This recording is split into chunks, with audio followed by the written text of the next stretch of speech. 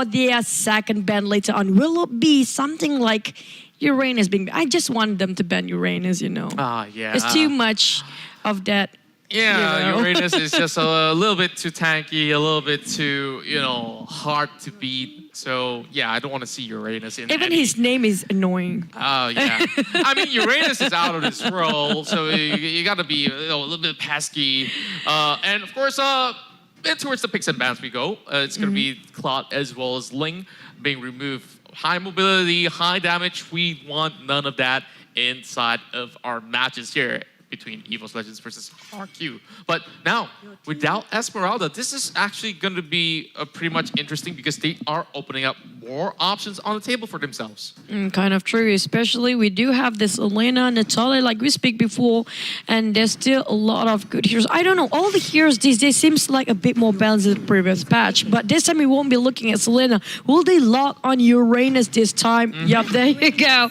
We won't be looking at other heroes aside from this guy again. Unlikely we don't have Pluto, because if not, there will be a lot of Pluto as well. Oh, if you gotta name whether Pluto is a planet or is it not a planet? Or maybe the next hero named Pluto, with the one that can reveal the invisible heroes. I don't mind. At least like it's not called Seiya 12 or something. But again, this leaves RRQ with Loyi, even and Atlas, so they will go with a combo. We do know Atlas and Loyi will be one of the best combo out there, not just setting up for the team, but they will have huge amount of CC on their side, huge crowd control. We're talking about impossible for them to get out from here unless they got themselves a Purify. Exactly, and I love the sort of mobility that RRQ now has with the existence of Loyi in their game. And that team fight is going to be so crucial where EVOS need to choose very wisely to commit or not to commit. And we talked so much about the Natalia. They're going to bring it right in. But are they going to go in for something ambitious? Double Assassin? Okay, this assassin will be a support Natalia. I was looking for something like Diggy. Imagine Diggy just spoil everything that they set up for RRQ. It will be more fun to watch. But this Natalia probably going to aim for the Loyi at the back line. We're talking about this will be a roaming Natalia, making sure she make it hard for the side of RRQ to do anything to even engage, because that just not being a ward on the map, making sure that the information of the positions of RRQ will be exposed, and it's just hard for Loyi to actually drop the combination with Atlas if you got silenced by her. Exactly, and okay, Vin, what do you think about this pick right here? Because we haven't seen Bauman in ages. Bauman being buffed quite a lot when it comes to his damage recently. Some of them saying that he can be used as assassin, but we're gonna have to wait and see. I cannot put a finger at it yet in particular way, but maybe it's a rise of his era now, hopefully. I'm not sure where this will be going. Maybe an offlane. It's not wrong. Perhaps so. He can clear the lanes pretty fast. Yeah, I would definitely agree. To deal with Uranus, I think it's still pretty much an okay option. I won't say really the best of the best, but we're talking about the Kings of Kings here, trying out something brand new, and we love something that's refreshing. The question here is, knowing that there's going to be a double assassin, maybe RRQ is trying to build the tankiest possible lineup here to protect the Loyi, which EVOS Legends will try to witch hunt her, but members of RRQ, it's more like protecting their queen and still returning the favor back towards EVOS Legends. When it comes to tankers, there you go. They really want all the beefy heroes, all those who went to the gym, they will take it out in this game. We're talking about even Gatot will be falling into the game pool this time, and Kufra been now. Same goes for Hayabusa. I don't blame them. Hayabusa is pretty good with Xin, but at the same time, they can also pick Tamos aside from Bauman, to fight Uranus if it's off lane. It's quite decent too. Yeah, I'm thinking of that option as well. And even if, let's say, they don't want to put him as a classical offlaner, you can even go mid for all you want. Like, you can clear it off, but it's still a little bit of risk here. Ooh, Grok is back, but Grok has not been performing well in this MPLI. I'd say the percentage of winning Grok due to the nerf dropped on him. His HP is low. It's like one round of damage and you're done. That's it. That's the only thing you can do. But maybe they can prove us otherwise. But I like the fact, look at how many flickers. Will they change the spell later on? I don't want to know that. Exactly, and I do think that it's very crucial for the Atlas to have that flicker on. But they are still going with something that's a little bit more reliable in terms of like damage output as well as range. So they do opt to go in with the Granger. Okay, never mind. They're gonna put the Granger with the Retribution. So this means that they're planning probably try to go aggressive for RRQ based on their spells themselves. But they're also level dependent. If you look at the heroes here, we're talking about minimum level 2 to get a first blood. For their side is that Loyi get himself a level 2. But in terms of burst damage, still decent enough. This side, on the other hand, EVOS Legends seems like game 1 RRQ. Yeah, of course. Now that we've already got this whole roster, of course, getting more familiarized on how exactly to draft for this sort of game, and this is the second time that we're looking at EVOS Legends as well as RRQ being on the same side. But EVOS Legends with the priority of Uranus, of course, things are going to be a lot more different than Game 1. I do think that they can sustain much better, but when it comes down to team fights, can they hold up against RRQ this time around? Probably will. I just talked about this point just now. The moment they lock themselves in Atlas for the side of RRQ, we have Searing Torrent on this side.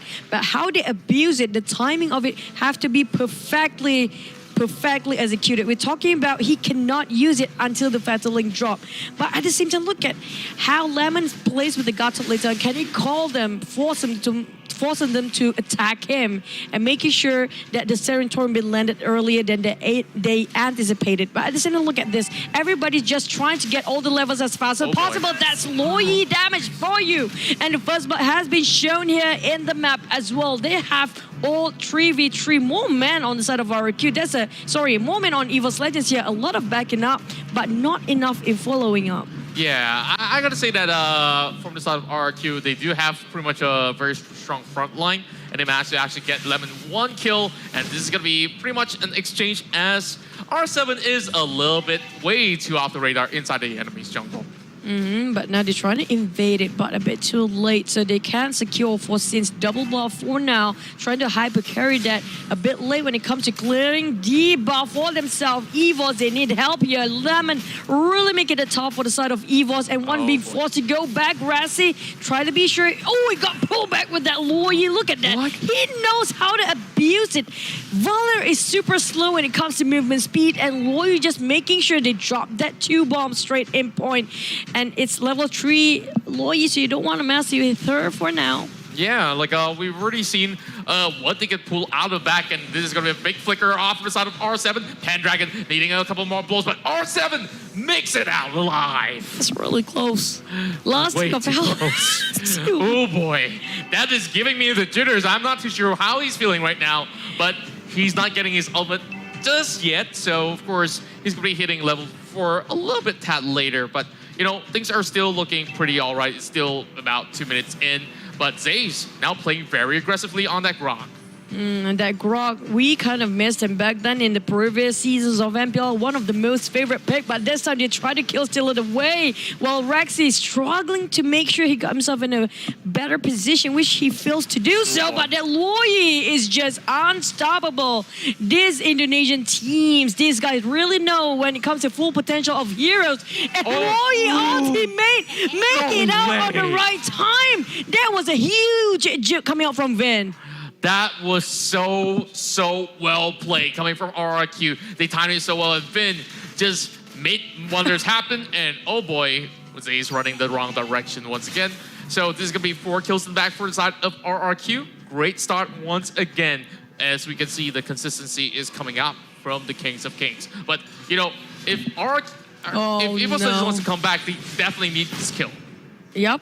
They're kind of true, but look at Lemon trying to be sure that he is there to follow up as well. Look at how fast RRQ rotate in straight to its objective too. That's a huge win for them. Yeah, very huge win as they managed to secure the turtle in the back. 6-2 right now.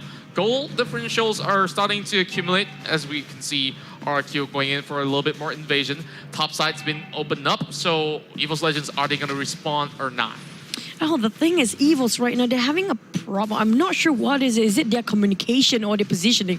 I'm hoping for Lancelot and Valir as well as Grok to move S3. They're always one person fell behind, not in synchronization here. While the rest of RRQ knows what they're doing. We're talking about they're not even breaking their formation at all. When it comes to 3-mid, they caught Rexy now. And Rexy nowhere to run or hide. There's a huge bomb dropping from Loy. Nobody tried to touch Loy at the back line. Tuturudo, he's getting caught out by the wall, but Fatal Links though brings it back to the side of RRQ. They are going to turn it just around, and they will get both one as well as Rexy. Now Pendragon's on the chopping block for that double kill, going in for Sin. Oh, this is hard to watch. Rek cannot drop himself on Van, and Van trying to flicker it away. He even opened up a lot of skills there, but at the same time, he still managed to go unpunished. And every single time RRQ trying to go in for that fight, EVOS just have to go for a retreat. Even though they got Valir, I haven't seen anybody to try to catch Van here. It's so hard for that Natalia to go just right back. Now he finally gets it. Oh boy, things are looking very, very messy, and I'm not liking much of this.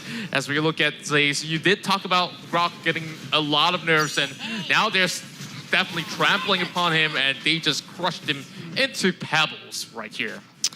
They got the same lineup like they did, like how RRQ had for the first game, but it seems like they cannot land the execution, the combination that they wanted to. Right shot from the game here. Oh, jumping in Lemon, just making sure he buys more time for Tuturu, but Lemon got a full charge there. But Tuturu just buy more time. They are baiting, playing the tag there between the two tanks. Such a great team combination and teamwork coming up from RRQ.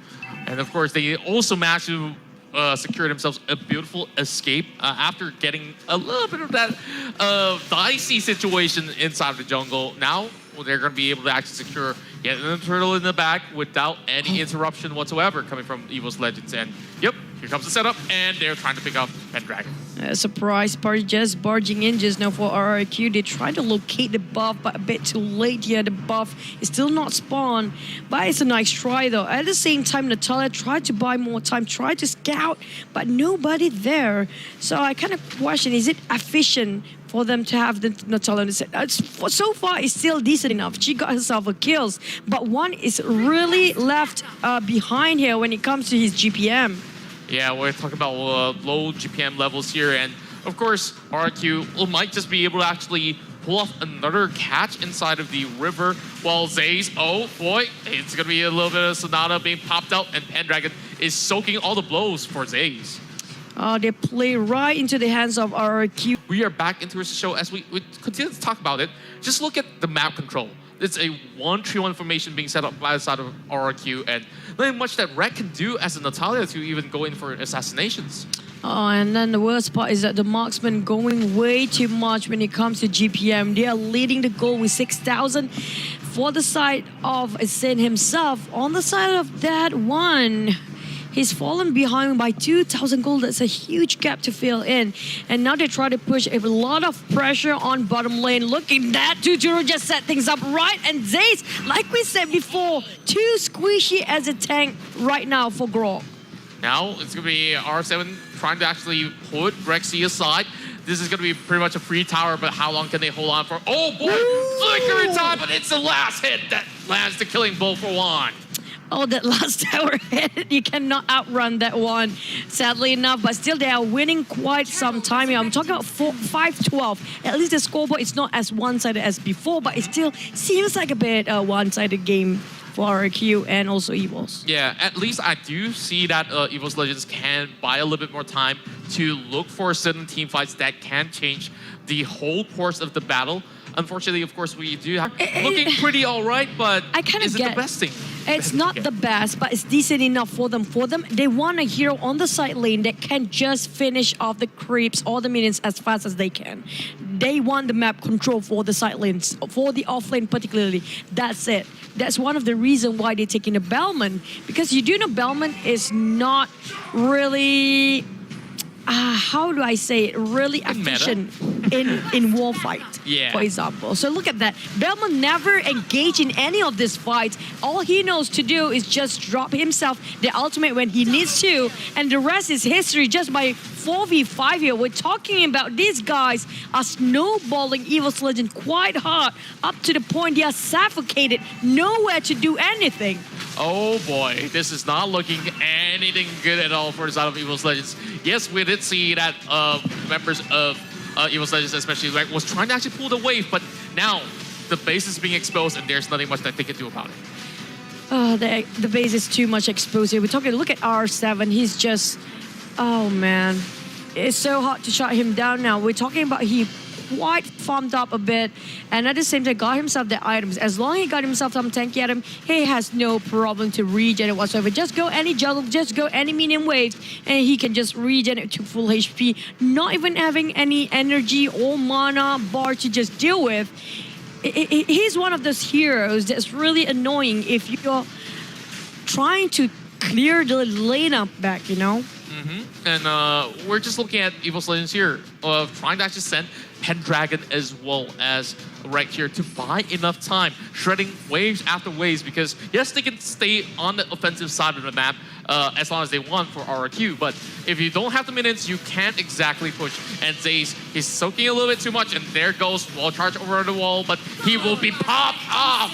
And Death Sonata will be landed over the side of Juan as well. Sin might just be able to actually land another killing blow if he gets himself a little bit more distance, but they will settle for now. Rek, on the other hand, scratching his head for now, trying to cut the minion wave from the back. He cannot finish R7. Look at that. He just trying to burst it out, but this guy is just too much for him to handle. Look at his items so far. He got himself a wings, a curse helmet, even a bloodlust axe. Imagine that.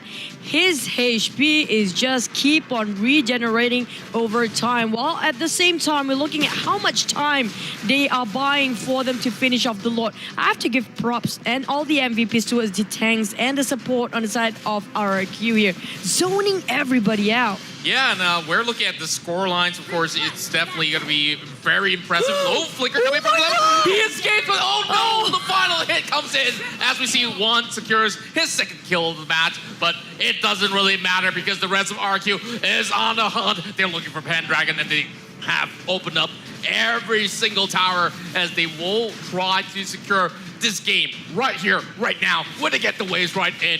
RRQ might just get that clean 2-0 in the back right here. Try to siege whatever they have. Only the throne full now. All the inhibitor towers are down and away, and now the creeps are marching in. Look at how unstoppable Sin again. He is overfarmed. He doesn't even need it for them to pressure in the base here. He gonna join in, deals a lot of burst damage, and even Vin got himself a glowing one. Now the Lord has marching in. This is not a pretty picture for EVOS, Aaron. Yeah, not a great side for EVOS Legends, but hey, you know what it is. It's RRQ 2-0 victory as they advance in the upper bracket to the next stages of the semi. So